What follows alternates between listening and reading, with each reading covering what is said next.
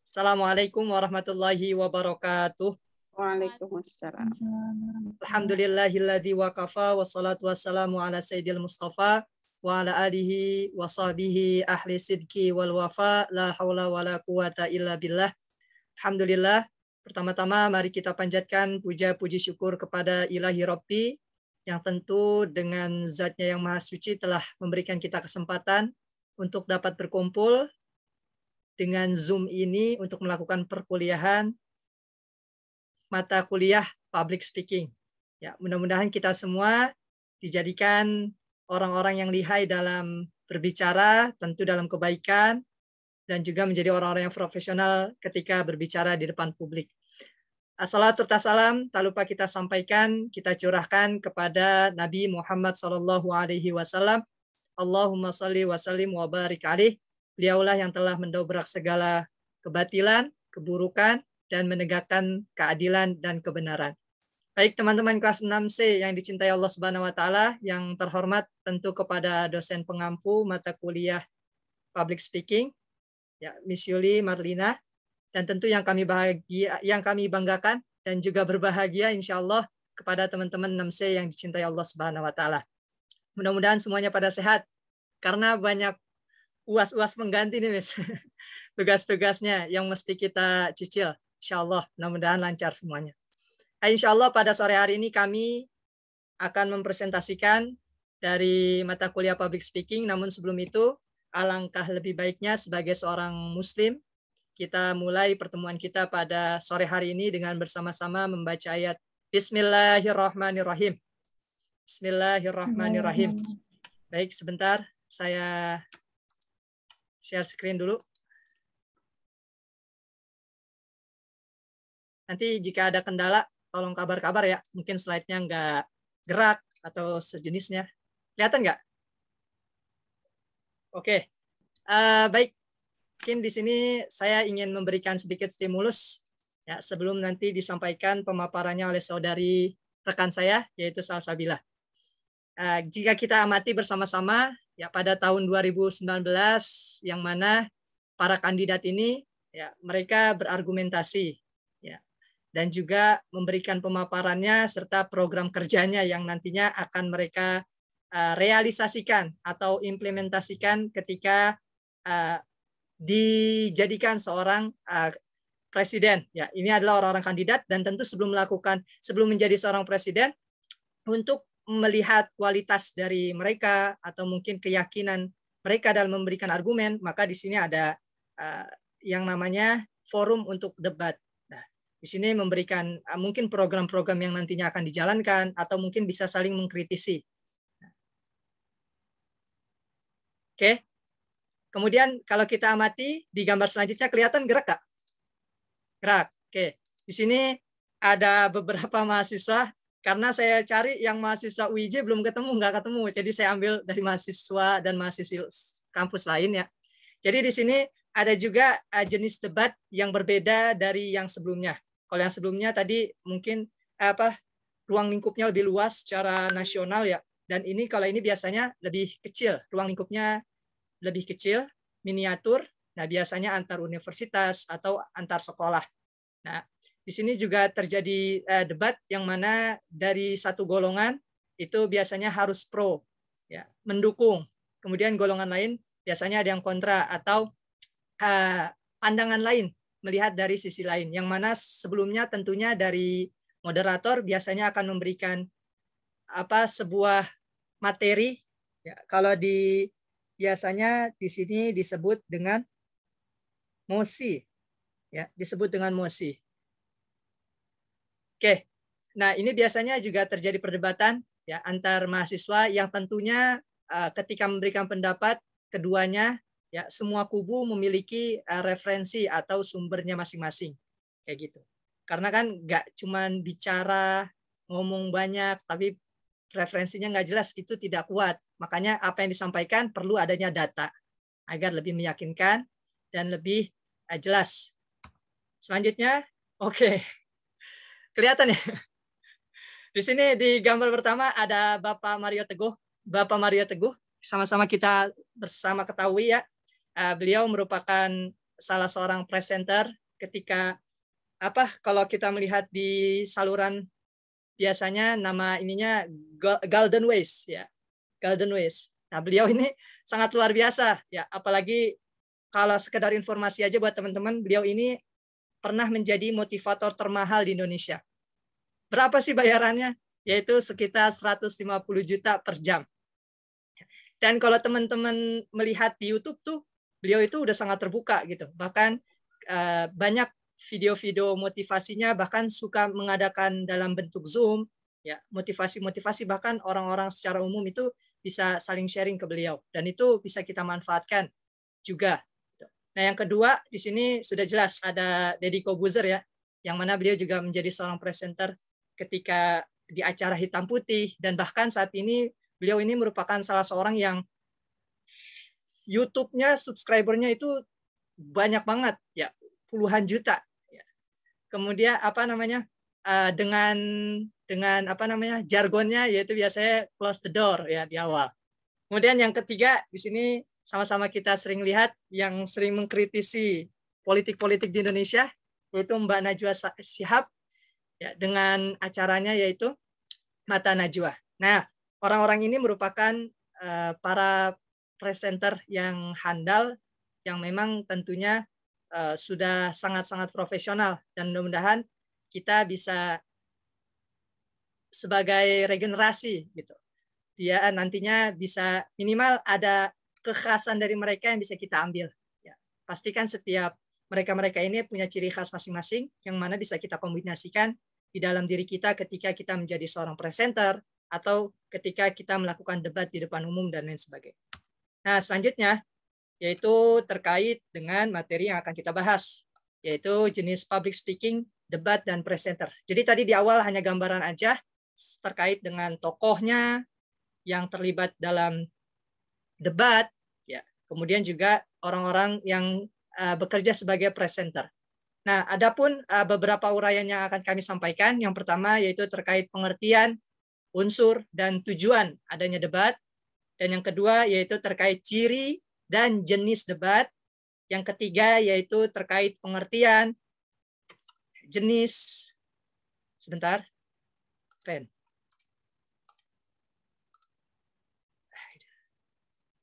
Oke, sini ya. Yang ketiga yaitu pengertian, jenis, dan kriteria presenter. Yang keempat nanti kita bisa sharing, tanya jawab, dan yang selanjutnya selesai. Nah, insya Allah kami beranggotakan dua pemateri, saya sama Farisi, dan rekan saya yaitu saudari Salsabila Syahrani.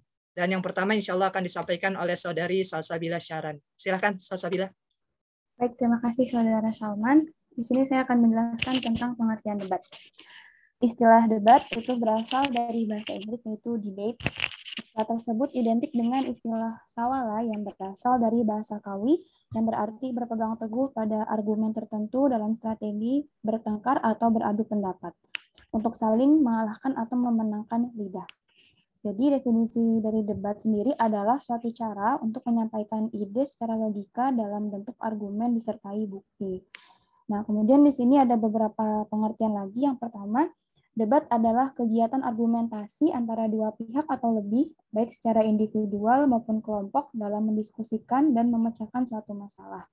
Kemudian yang kedua adalah debat adalah suatu diskusi antara dua orang atau lebih yang berbeda pandangan, di mana antara satu pihak dengan pihak yang lain yaitu saling menyerang. Kemudian yang ketiga yaitu debat terjadi di mana unsur emosi banyak berperan. Pesertanya kebanyakan hanya hendak mempertahankan pendapat masing-masing dibandingkan mendengar pendapat dari orang lain dan berkehendak agar peserta lain menyetujui pendapatnya. Selanjutnya yaitu ada unsur-unsur debat.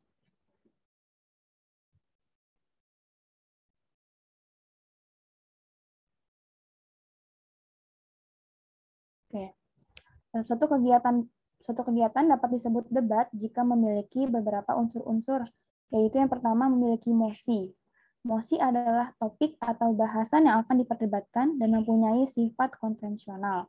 Adanya mosi itu sangat penting karena di dalam sebuah debat terdapat pihak pro dan kontra.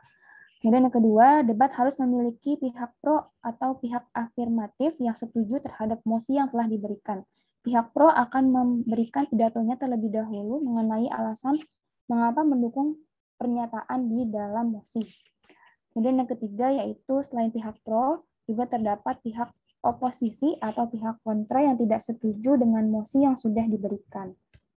Yang keempat, sebagai penengah antara pihak pro dan kontra, debat harus mempunyai pihak netral atau pihak yang tidak menaruh dukungan dan tidak condong terhadap salah satu pihak. Yang kelima, dalam debat harus ada moderator yang bertugas memimpin dan mengatur jalannya debat. Tata tertib debat memperkenalkan masing-masing pihak dan penyampaian mosi akan dilakukan oleh moderator. Yang keenam, debat juga harus memiliki peserta debat yang nantinya berhak menentukan keputusan akhir bersama juri debat. Dalam beberapa debat, peserta tidak ikut andil dalam penentuan keputusan akhir. Namun, jika dibutuhkan voting, maka biasanya peserta akan diperhitungkan suaranya. Kemudian yang ketujuh, unsur yang terakhir yaitu adanya penulis atau notulen acara yang bertugas mencatat hal-hal yang terkait dengan debat yang sedang berlangsung. Misalnya tentang mosi debat, pernyataan moderator, penyampaian masing-masing tim atau pihak, dan hasil keputusan akhir. Selanjutnya yaitu ada tujuan debat. Debat itu memiliki beberapa tujuan, yaitu meraih kemenangan atas argumentasi demi mendukung sesuatu yang ingin ditegakkan atau dijalankan. Tujuan dilakukan debat juga untuk menunjukkan kebenaran atas sesuatu yang sedang dipermasalahkan, menimbulkan pro dan kontra, dan sebagainya. Kemudian tujuan yang ingin dicapai dengan debat itu bergantung pada peserta dan anggota yang diundang, mosi atau permasalahan, waktu, dan tempat debat. Selanjutnya yaitu ada ciri-ciri debat. Di sini terdapat beberapa ciri-ciri debat, yaitu yang pertama, debat memiliki pihak yang mengarahkan jalannya debat. Biasanya yang melakukan tugas ini adalah seorang moderator. Yang kedua, hasil akhir atau kesimpulan didapat dengan cara voting maupun keputusan juri dari debat tadi. Yang ketiga, terdapat hanya dua sudut pandang, yaitu pro dan kontra. Yang keempat, terjadi kegiatan saling beradu argumentasi untuk memperoleh kemenangan salah satu pihak. Yang kelima, terdapat suatu proses untuk saling mempertahankan argumentasi di antara kedua belah pihak yang sedang berdebat. Yang keenam, di sisi tertentu terdapat kegiatan tanya-jawab antar pihak yang berdebat dipimpin oleh moderator. Selanjutnya yaitu ada jenis debat. Di sini debat memiliki beberapa macam atau jenis yang dikelompokkan itu berdasarkan tujuan, bentuk maupun metode yang dilakukan. Pertama yaitu debat pemeriksaan ulangan atau cross-examination debating. Debat pemeriksaan ulangan ini dilakukan untuk mengetahui kebenaran pemeriksaan yang telah dilakukan sebelumnya. Dalam debat ini diajukan beberapa pertanyaan dari saling memiliki hubungan sehingga menyebabkan individu yang diberi pertanyaan dapat mendukung posisi yang ingin ditegakkan maupun diperkokoh oleh pihak yang memberi pertanyaan. Kemudian yang kedua, debat parlementer atau assembly or parliamentary debating. Ini dikenal dengan sebutan debat majelis. Fungsi debat parlementer ini yaitu untuk memberikan maupun menambah dukungan pada suatu undang-undang tertentu. Di dalam debat parlementer, seluruh anggota debat berhak mengajukan pendapat dan gagasannya apakah ia mendukung atau menentang usul yang telah disampaikan setelah diizinkan oleh majelis dengan disertai alasan yang kuat. Dan yang terakhir yaitu ada debat formal. Ini dikenal dengan sebutan debat konvensional atau debat pendidikan.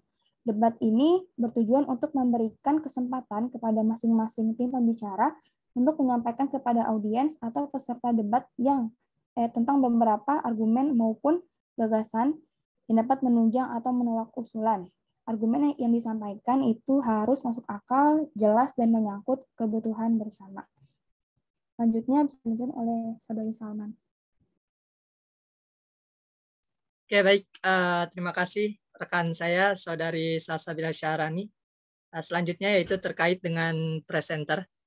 Sebagaimana di PPT, bahwasanya presenter adalah orang yang bertugas sebagai tuan rumah sekaligus pemimpin acara dalam panggung pertunjukan dan hiburan.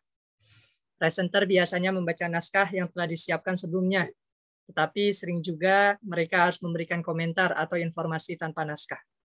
Jadi di sini bahwasanya kalau kita pahami bahwasanya sebuah pertunjukan, di sini peran dari presenter itu sangat besar.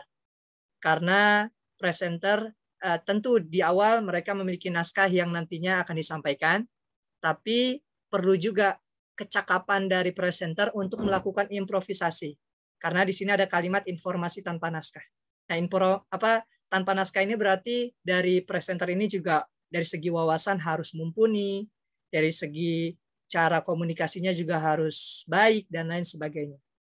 Dan pengendalian dari acara tersebut itu sangat besar, ya, karena acara akan menarik bagi para penonton atau para pendengar jikalau presenternya itu bisa melakukan bisa melakukannya dengan sangat baik. Itu akan bisa menjadi daya tarik bagi para pendengar ataupun para penonton. Adapun di sini ada jenis presenter. Saya singkat, di sini ada presenter berita, ada presenter acara, ada continuity presenter, dan news anchor. Ya. Adapun presenter berita, yaitu bahwasanya presenter berita adalah presenter yang bertugas untuk menyampaikan sebuah berita. Kemudian presenter acara, yaitu bertugas untuk membawakan sebuah program acara. Dan tentunya presenter acara ini sangat memiliki tanggung jawab dalam berlangsungnya dari acara tersebut. Ya, sukses atau enggaknya itu sangat besar peran dari presenter tersebut untuk mengendalikan. Nah, adapun yang ketiga, yaitu continuity presenter, adalah sebagai pengantar dari sebuah acara televisi, dan mereka biasanya berfungsi untuk jeda atau perangkat dari satu acara ke acara yang lainnya. Nah, itu biasanya kita lihat. Kemudian yang terakhir yaitu untuk menarik minat pemirsa dalam menyaksikan sebuah program berita. Bukan hanya isi beritanya saja yang dapat diperhatikan, melainkan dari sini juga memerlukan seorang presenter yang memiliki kredibilitas yang tinggi, ya, terutama dalam melaksanakan tugas-tugasnya. Nah, inti dari utama semuanya ini tentu seorang presenter ini yang mengendalikan dalam acara tersebut, dan tentunya penting bagi para presenter untuk melakukan improvisasi, ya, selain dari naskah-naskah yang disediakan. Adapun terakhir yaitu terkait dengan kriteria. Nah, mudah-mudahan nih teman-teman bisa cek nih, mungkin ada yang kriteria untuk menjadi seorang presenter, ya, kelak insya Allah. Nah, kalau menurut buku dan contoh MC dan pidato tahun 1996, ini udah lama ya, hampir 18 tahun. Ya, menurut Fidyah Isa, bahwasanya untuk menjadi seorang presenter jelas harus memenuhi beberapa kriteria. Di sini yang pertama, penampilan menarik. Ya, menarik di sini kan kita yang menumbuhkan, ya. Ya, pede, percaya diri. Nah, itu juga termasuk ke dalam penampilan yang menarik. Kemudian memiliki sikap yang baik.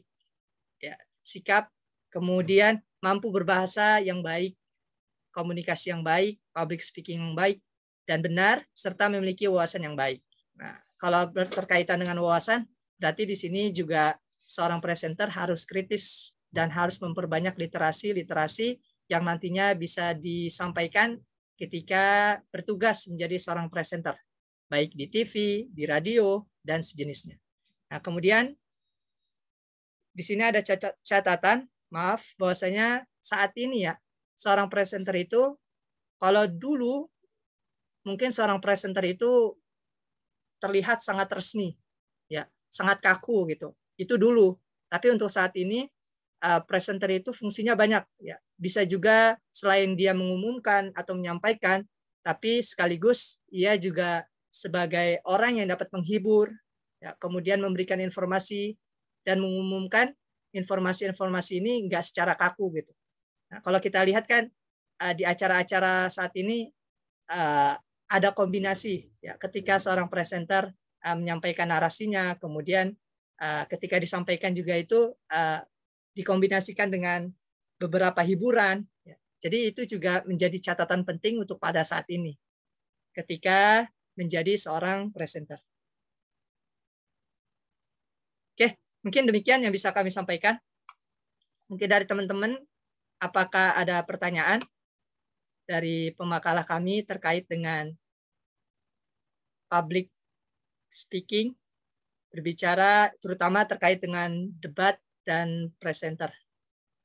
Jikalau belum ada, mungkin kami ada kuis buat teman-teman.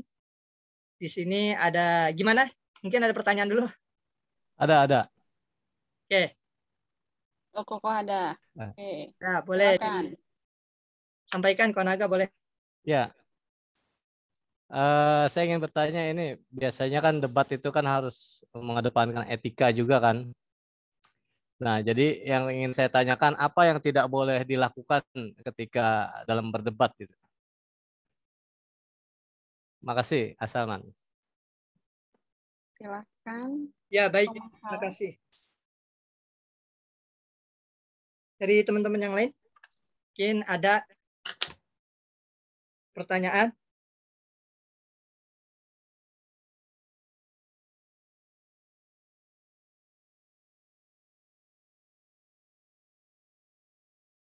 Ya, Ayu Widiningrum.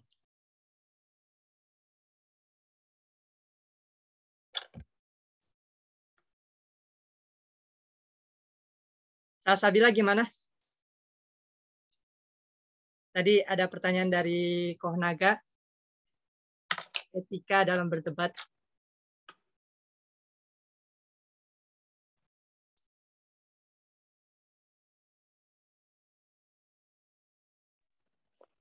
Saya ingin bertanya, Ya, silakan. Berdebat itu kan di sini kecil ya suaranya ya? Kedengeran. Nah, kalau misalkan di dalam public speaking itu kan belajar tentang apa itu debat, tentang etika dalam berdebat. Tapi kenapa dalam hadis-hadis agama Islam lebih kepada dianjurkan untuk meninggalkan debat? Maksudnya apa kira-kira menurut antum, pendapat antum? Ya, terima kasih. Ya, kita meninggalkan debat. Dasar debat. Didebatin kan si debat. Bagus, diperdebatkan. Si debatnya diperdebatkan. Oke. Gimana Salsabila? Ada yang mau disampaikan? Saya mau coba jawab pertanyaan dari Kohnaga. Oke, yuk silakan. Jadi boleh tambahin ya. Kalau menurut saya itu kita tidak boleh menyinggung lawan debat.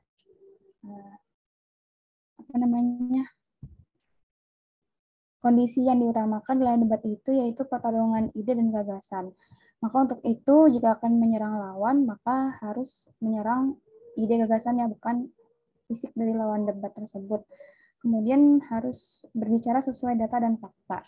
Supaya lebih bisa berjalan sesuai dengan pembahasan, maka penyerang itu dapat mematahkan argumentasi lawan dengan data dan fakta. Kemudian mematuhi peraturan debat.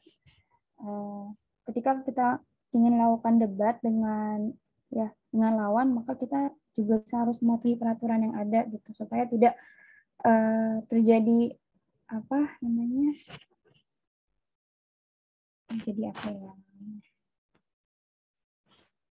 ya seperti itu. Pokoknya kita harus bisa mematuhi peraturan yang ada. Seperti itu sih kalau menurut saya. Oke, makasih Saudari Salsabila Syarani. Ada tambahan?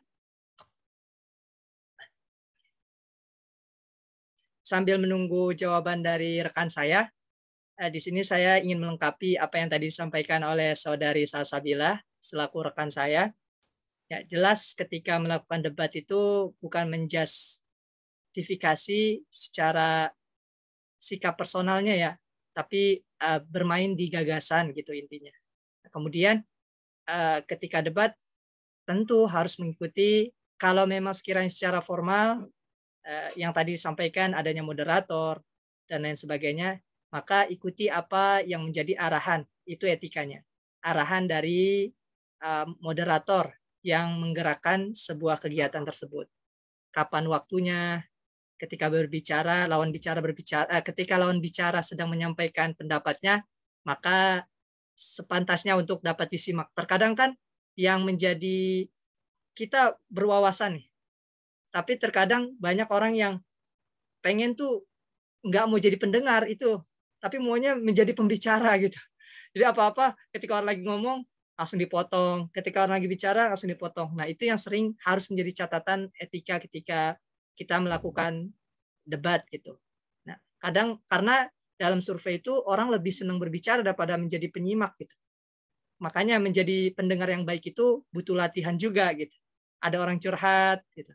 Nah, itu mungkin bisa jadi cara awal untuk kita bisa melakukan ketika itu catatan tadi, ketika debat itu etikanya ikuti apa yang menjadi arahan dari moderator. Mungkin itu utamanya, tadi selebihnya sudah ditambahkan oleh saudari Salsabila. Nah, untuk gimana Pak Naga? Apakah cukup atau mungkin ada yang dirasa kurang tepat? Bisa disampaikan lagi. Bisa diberikan tanggapan? Cukup kayaknya ya. Oke. Cuma kadang kita ngelihat kalau di TV-TV kan banyak tuh sistem debatnya itu sampai nyerang-nyerang pribadi, berarti nggak boleh itu menyerang pribadi. Ya, sepantasnya seperti itu. Makanya biasanya setahu saya tuh sebelum acara yang live gitu ya, itu biasanya sudah diberikan, sebenarnya sih nggak usah diajarin, sudah diberikan ibaratkan briefing terkait yang dibicarakan itu nggak tersangkut paut kepada hal pribadi. Contoh lah, gendut lah kamu, jelek lah kamu atau apa gitu. Nah, itu nggak boleh gitu. Apalagi itu merupakan makanya perlu adanya briefing. Tapi biasanya orang-orang yang sudah jam terbangnya sudah panjang itu sudah lebih paham gitu. Sudah paham banget. Mungkin terkadang itunya aja.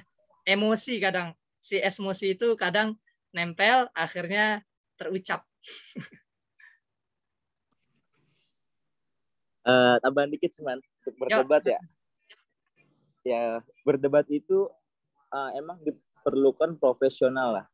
Dimana kan memang yang saya tahu itu berdebat itu kita nggak boleh berkata kasar, kita menjas atau ya tadi Bang Saman ya kan menghujat kepribadiannya atau ke dirinya sendiri gitu. Karena pada dasarnya berdebat itu kita mengadu argumentasi gitu loh. Argumennya yang kita debatin, bukan orangnya gitu loh. Adapun nanti ketika di lapangannya gitu kan, di arenanya ya kita harus taati daripada moderator. Karena kan ada fungsi moderator yang membawa jalannya perdebatan. Seperti itu. Oke, makasih Saudara Adi Nurrahman. Gimana Salsabila, cukup? Ada tambahan dari yang kedua? Ayu Sirai, boleh disampaikan. Jadi apa pertanyaannya Om? Bisa diulang nggak? Yang berdebat, kenapa di dalam Islam itu dianjurkan untuk meninggalkan gitu ya, Sirai ya? Oke.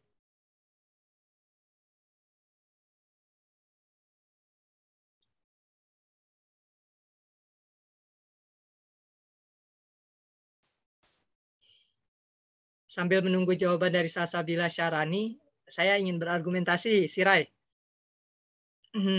Terkadang ketika seseorang terjadi perselisihan, mereka pasti menyampaikan argumentasinya masing-masing ya. Tapi yang menjadi kesalahan itu terkadang bukan kebenaran yang dikedepankan, tapi terkadang malah merasa benarnya itu yang dikedepankan gitu. Bukan yang memang yang paling benar, setelah itu legowo, itu yang susah. Kita udah punya keputusan nih, kayak gini. Nah, akhirnya legowo tuh antara dua belah pihak, itu yang susah. Makanya sepemahaman saya, sehemat saya itu sebaiknya ditinggalkan itu, karena seringkali ketika terjadi debat gitu ya, apalagi mungkin kita yang tanpa adanya moderator, ya secara internal lah sama teman atau apa yang berbeda pandangan, kita debat, akhirnya kedua-duanya nggak mau legowo ketika kita menemukan titik tengahnya gitu. Itu yang sering salah. Makanya sebaiknya dihindari seperti itu. Dan seringkali juga terjadinya argumentasi yang membabi buta gitu. Itu yang salah. Membabi buta sampai kata-kata yang nggak pantas keluar gitu. Kadang tadi kembali lagi ke emosi dan semua yang nggak baiknya akhirnya disampaikan karena merasa nggak mau kalah gitu, nggak mau kalah. Nah itu kesalahan dalam melakukan perdebatan. Maka sebaiknya dianjurkan kita untuk meninggalkan perdebatan seperti itu. Ya, kalau untuk yang normal-normal ya sudah sesuai dengan aturan itu sangat baik. Karena kan di sini siapa sih yang nggak mau nyari kebenaran? Ya, tapi terkadang yang salahnya itu mau legowo gak tuh, mau saling nerima gak, kayak gitu antara kedua belah pihak. Ya lempar-lempar lembing gitu ya, Man ya. Iya, iya Miss. Lembing dilempar-lempar gitu ya, ada kursi dibanting-banting, enggak lah. Oke, siap. Lanjut. Terima kasih Aksa. Mungkin ada sanggah cukup? Jadi intinya kalau kita lagi sharing, yang penting yang kita utamakan sama-sama mencari kebenarannya gitu. Ya, itu yang ketika udah ketemu kebenarannya, baru kita sama-sama nerima. Gitu. Kadang kan kalau kita berpikir, saya ngerasa benar. Dari pihak mereka juga pikirannya saya ngerasa benar nih. Tapi jadi akhirnya nggak mau saling nerima gitu. Itu yang sebaiknya dihindari. Sebaiknya kita mundur dalam Islam seperti itu. Mana yang lain? Kalau memang dirasa nggak ada pertanyaan lagi, cukup. Saya ada kuis, Miss, buat teman-teman gitu. Siap. Boleh ya? Boleh. Satu aja kuisnya di sini. Kelihatan nggak? Nggak kelihatan, belum. Oke. Emang belum diapa-apain? Oh, capek deh. Oke. Buat teman-teman yang hadir, hadiahnya pulsa 20.000 atau OVO bebas. Tapi Miss Yuli nggak boleh jawab. Ya, saya nggak boleh jawab, sis. Kalau mau nanti hand ya, nanti baru diaktifkan. Ini beneran ya. Ya, oke. Siap ya semuanya untuk buat kuis? berapa orang, Man? Buat berapa orang, Man? Orang aja. Di, buat bayar kas, Di. Buat berapa orang? Awal di panjang banget gasnya. Yes. 1 person. Oh, siap. Oke, pertanyaannya nih setelah slide ini. Silakan bisa langsung di raise hand atau diaktifkan audionya. Kalau yang sering nonton biasanya tahu nih. Oke, kuisnya. Terserah mau berita atau mungkin mau acara-acara. Saya, Man. Oke, Adi, Nur Rahman. Ya. Presenter yang pertama Raffi Ahmad di Dahsyat. Oke, Raffi Ahmad, Dahsyat. Oke, Dahsyat tahun berapa tuh? Presenter yang kedua Gading di Inbox. Ya. Presenter yang ketiga Deddy Kobuzer di Hitam Putih. Tar lo, Deddy Kobuzer udahan. Tadi kan kita udah di awal. Oh gitu. Yaudah, Tukul Arwana deh. Apa tuh? Kembali ke laptop. Instruksi, itu acara udah kadaluarsa. Waduh. Betul, udah nggak jalan yang zaman udah. Di sini nggak ada kategori saat ini ya. Oke. Ya, memang kesalahan dari si pemakalah tanpa ada penyampaian di awal. Oke, selamat buat saudara Adi. Nanti bisa dikirim. Terserah, boleh OVO atau mungkin sejenis. Potong kas aja, Man. Potong kas, Man. Enak banget tadi. Siap. Nanti saya sampaikan ke Moni. Oke, makasih teman-teman semua. Mudah-mudahan bisa jadi penyemangat. Setelah ini gimana, Miss? Apakah kita buka pertanyaan atau ke pemakalah selanjutnya? Saya kelempar tadi. Dilempar sakit banget. Saya nggak tahu padahal itu. Mau jawab. Adi udah jawab itu. Saya dengarnya Siska ngomong, wah itu udah kelamaan katanya acaranya. Gitu kan. Nah. Acara apa tuh, Miss? Nggak tahu tuh acara saya masih. Katanya Raffi Ahmad. Iya. Dahsyat, itu kan dahsyat udah lama banget. Udah lama banget, Di. Nggak aci, Di. Adanya lapor, Pak. Sekarang lapor, Pak. Miss, Ya, Adi lapor, jawab Pak. Miss, ILC. pertanyaannya nggak Karni spesifikasi, Miss. Ilyas. Oke. Hmm. Oke, kesalahan Kan dari ingetnya saya masa kecil saya, Miss. rezekinya Adi, rezekinya Adi. Rezekinya Adi udahlah. Oke, Ya, baik. silakan. Salman Hadir, masih- hadir. Hah, kenapa Bang? Bang Ilyas Ini kenapa? tadi nyebutin namanya. Oh ya Allah, Akbar. Oke, silakan lanjut lagi Salman atau sudah? Kalau sudah selesai silakan ditutup. Oke, baik. Teman-teman, kalau sekiranya cukup, kita cukupkan. Untuk pemakalah kami, kurang lebihnya mohon maaf. Apabila banyak benarnya, itu tentunya dari Allah. Dan Amin. apabila banyak salahnya, tentu kami mohon ampun kepada Allah. Dan juga bisa menjadi evaluasi kami dan kita semua untuk kedepannya bisa menjadi yang lebih baik. Terima kasih. Assalamualaikum warahmatullahi wabarakatuh. Waalaikumsalam. Waalaikumsalam warahmatullahi Ini kayaknya baru pulang kerja, konsentrasinya kurang deh. Kayaknya sih konsentrasinya kurang. Bagaimana kalau saya kasih satu? Ini bisa dipakai oleh Salman gitu kan di kelas atau oleh teman-teman yang lain ketika nanti teman-teman di sini jadi narasumber atau jadi motivator yang seperti tadi disebutkan oleh pemakalah. Oke, sekarang gini, teman-teman ikuti saya. Aduh gimana ya? Oke, gini. 1, pegang kepala. 2, pegang leher. Oke, 2, pegang leher. 3, tangan di kepal. Oke. 4, siku yang di kepal. Oke, sudah hafal? Sudah hafal? 1, 2, 3, 4. Siap ya? Oke. Siap. Ya. Coba saya uji dulu nih, Oke. 1, 2, 3, 4. Oke, ya. Benar ya? Ini dalam slow motion. Kalau cepat, 1, 3. Berarti nggak konsentrasi. Ulangi, kita ulangi. Sis, harusnya disetrap tuh, Sis.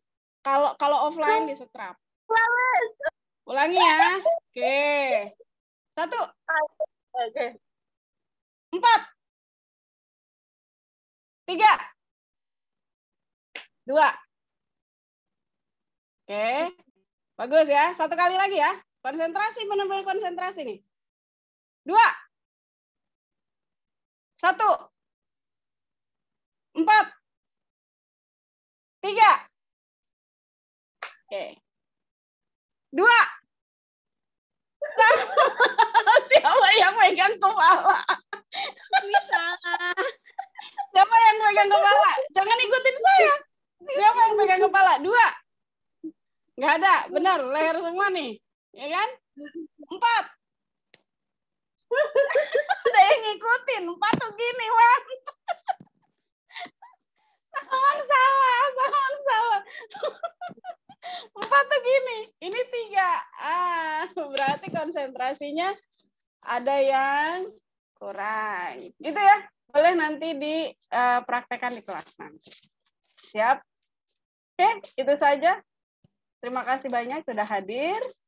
Seperti Salman sudah buka dengan basmalah, maka kita akhiri sesi public speaking kita hari ini dengan membaca hamdalah. Alhamdulillahirabbil alamin. Oke, sampai ketemu lagi. Wabillahi taufiq wal hidayah. Wassalamualaikum warahmatullahi wabarakatuh. Waalaikumsalam warahmatullahi wabarakatuh. Oke. Terima kasih, Miss. Sama-sama, live meeting. Itu Bang Ilyas tetap aja nggak bisa ngikutin, orang dia jalan. Nah kan, dia jalan, gimana mau ngikutin? Oke, saya live meeting ya. Oke, bye-bye Siska. Salam. Terima kasih. Terima kasih, Miss. Terima kasih, Miss. Miss.